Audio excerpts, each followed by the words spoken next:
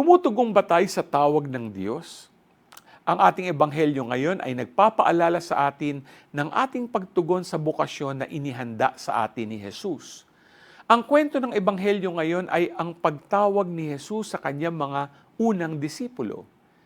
Madalas nating naririnig ang mga pambihirang kwento ng bukasyon sa pagpapari at religious life.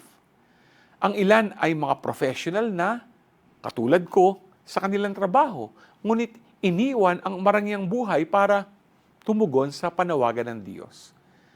Meron nga akong kakilala na isang doktor at surgeon na kinalaunan ay tumugon sa buhay bilang isang religious brother ng Order of the Skulls Carmelites. This is an example of a radical discipleship.